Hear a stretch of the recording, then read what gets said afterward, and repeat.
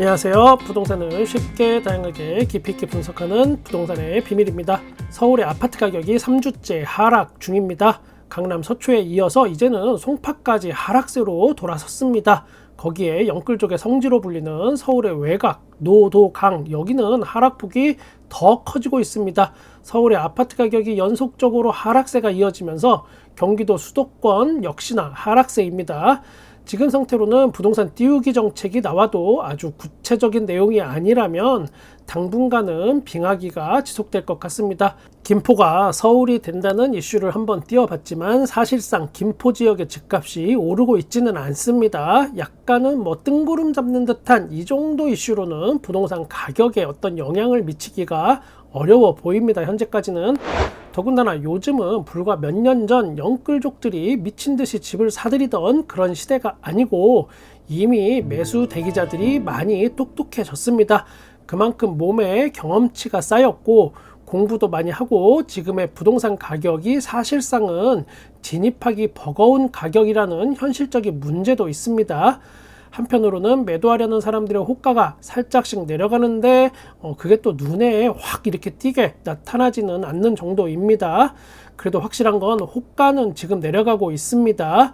이렇게 부동산 거래 자체가 꽁꽁 얼어붙으면 관련 업종에 종사하시는 분들이 많이 어려워져서 그 부분은 저도 무척이나 가슴이 아픕니다.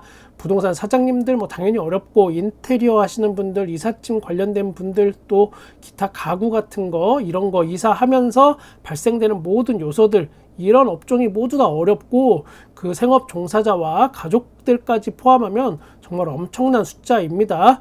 그런 부분을 생각하면 거래가 활성화되어야 하는데 그러기에는 지금 부동산 가격과 대한민국의 경제 상황이 녹록치 않아서 여러 가지 답답한 상황에 처해져 있습니다. 지난주 서울 아파트 가격은 서초구를 기준으로 보면 마이너스 0.06% 하락했습니다. 서초, 잠원동 위주의 고가 매물의 어떤 가격 하락이 조성됐습니다. 요즘에 강남구를 한번 볼까요? 강남은 0.04% 하락으로 5주째 내리고 있습니다. 송파구는 그럼 또 어떨까? 송파구는 마이너스 0.03% 하락 전환이 이제 시작됐습니다. 신흥 강남 4구라고 하는 동작구는 좀 더 하락폭이 큽니다. 마이너스 0.06% 하락. 사당동, 상도동 요쪽에 주요 단지들 위주로 지금 하락하고 있습니다. 동작구는. 북쪽에는 노도강이 있다면 서쪽에는 그럼 금관구가 있습니다. 그 중에 관악구 마이너스 0.05% 하락했습니다. 봉천동하고 신림동 위주로 매물이 지금 계속 쌓이고 있는 양이 늘어나고 있습니다. 이 동네가.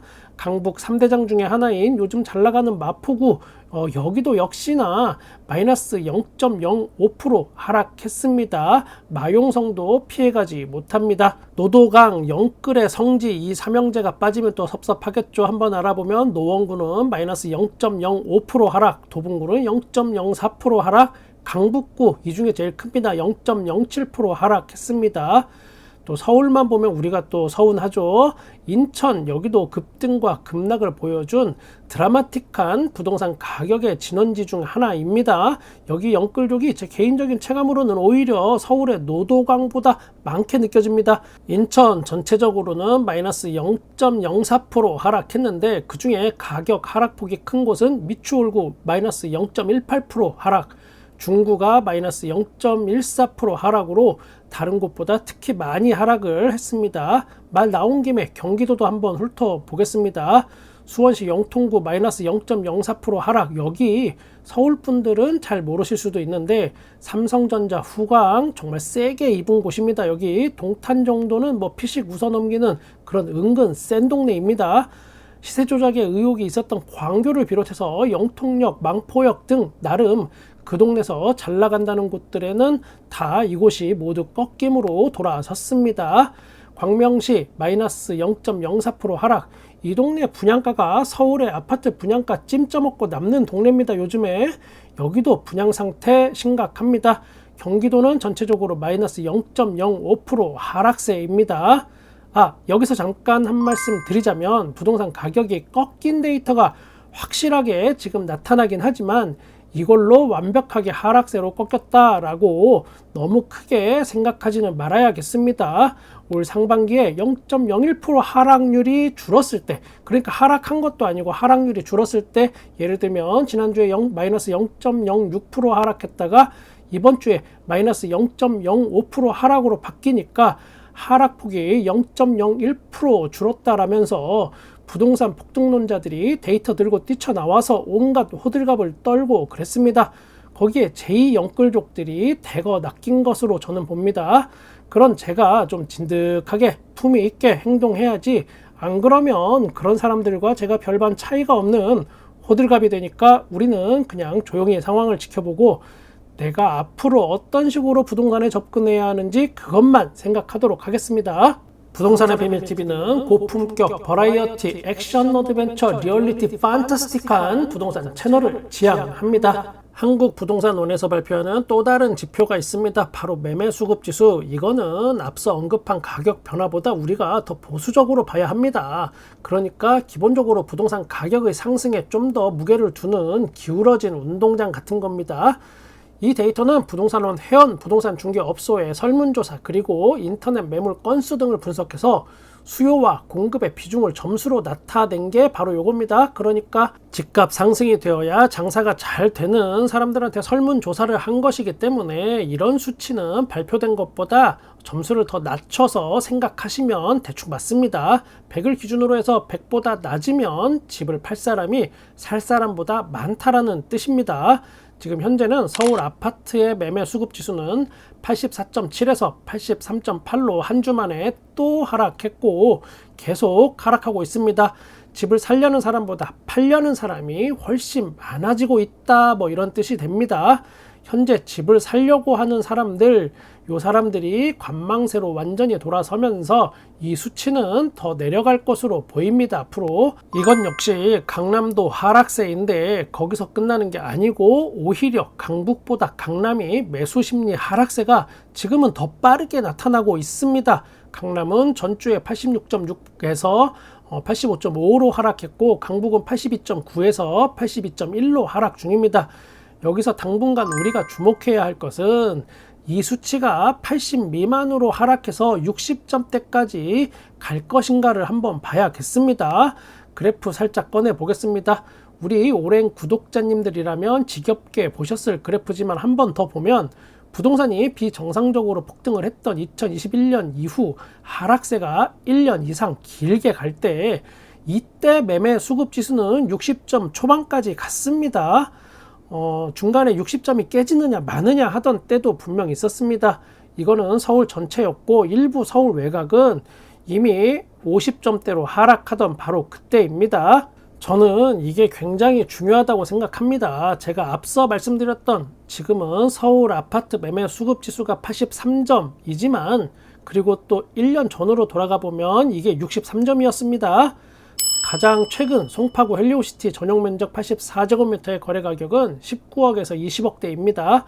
1년 전 매매 수급 지수가 60점대일 때 가격이 16억에서 17억대에 많이 거래가 됐고 15억 9천만 원까지 하락 거래가 있었습니다. 헬리오시티. 앞으로 매매 수급 지수의 하락에 아파트 가격이 어떻게 변할지 우리가 과거를 한번 보면서 한번 예측해 보자, 이런 뜻이지 뭐 꼭 이렇게 된다 이런 건 아닙니다. 그럼에도 무시할 수 없는 데이터이긴 합니다. 그러면 또 둔촌주공 올림픽 파크 포레온 보겠습니다. 입주권 거래 가격이라는 점 참고하시고 봐주시면 되겠습니다. 지금 현재는 최근 가격은 전용 면적 84제곱미터가 18억에 거래가 되고 있다고 보면 됩니다. 올 초에는 15억대에 거래가 됐습니다. 물론 대내외적인 어떤 대한민국의 경제 상황 그리고 둔촌주공 살리기 2탄이 언제든 나올 수 있는 어떤 부동산 정책, 이것들이 지금 동전의 양면처럼 공존하기는 합니다. 부실 PF를 정리하거나 했을 때 불어닥칠 대한민국의 경제 위기에 둔촌주공이 어쩌면 가장 민감하게 반응할 수도 있는 곳이기 때문에 항상 예의 주시해야 합니다. 강동구의 외곽이지만 사실상 여기 외곽입니다. 하지만 가장 뜨거웠던 지역도 한번 보겠습니다. 강동구 고덕 그라시움 전용 면적 84제곱미터는 11월 달에 16억 초반에 거래가 됐습니다. 1년 전에는 이게 14억대에 거래가 됐었습니다. 물론 12억대 거래도 있었는데 이거는 1층이었습니다. 강동구 고덕 상일 지역은 크게 뭐 변한 거 없는 거 아닌가 라는 생각을 여러분이 하실 수도 있습니다. 그래도 이때 강동구는 매매 수급 지수가 70점대를 유지하면서 그 기간에 나름 선방하던 시기였다라는 점 기억해 두실 필요가 있고, 최고가는 이게 그때 20억 갔던 겁니다. 그 옆에 고덕 아르테온도 같이 보겠습니다. 전용 면적 84제곱미터 같은 경우 여기도 11월 달에 13억 8천만 원에 거래가 됐습니다. 작년 이맘때는 12억 9천에 거래 기록이 있습니다. 역시나 최고가는 여기도 19억 8천만 원으로 옆 단지랑 고덕 그라시움과 비슷했었습니다. 제가 송파구하고 강동구의 주요한 아파트 단지들을 살짝 살펴봤는데 이곳들은 서울에서 아파트가 가장 많이 밀집된 지역입니다. 또 강남 서초 등 특수한 현찰 부자들의 놀이터를 제외하고 나면 가장 선호도가 높기 때문에 이 동네 흐름을 알면 기본적인 사항이 머릿속에 그려지기도 합니다. 그래서 본 겁니다. 즉 강남 4구와 강북 3대장 마용성을 제외한 곳들은 지금 이것보다 더 상황이 심각하다라고 판단하셔도 무리가 없습니다. 이번 부동산 하락이 어디까지 갈지는 사실 잘 모르겠습니다. 그래도 알고 있어야 할 것이 몇 개 있습니다. 이번 부동산 반등은 전고점을 돌파하지 못하고 다시 하락세에 접어들었다는 겁니다. 그리고 과거에는 매매 수급 지수가 60점대까지 하락을 하면서 집을 서로 팔겠다고 앞다투던 그때 그 분위기가 지금 살살 재현되고 있습니다. 많은 그 밑으로 더 떨어질 가능성에 대한 대비도 해야 한다는 겁니다. 물론 둔촌주공 살리기 2탄 같은 부동산 경기 부양책이 또 언제든 튀어나올 수 있다는 점 또한 여러분이 생각해 둬야겠습니다. 제 구독자님들은 뭐 무주택자, 1주택자, 다주택자 다 골고루 계십니다. 그렇기 때문에 어느 한쪽의 쏠림보다는 실전 부동산 어떻게 우리가 대처해 나가야 하는지를 꾸준히 이야기하려고 합니다. 저는 여러분의 부동산에 끝까지 함께 하겠습니다. 구독과 좋아요 감사합니다. 부동산의 비밀이었습니다.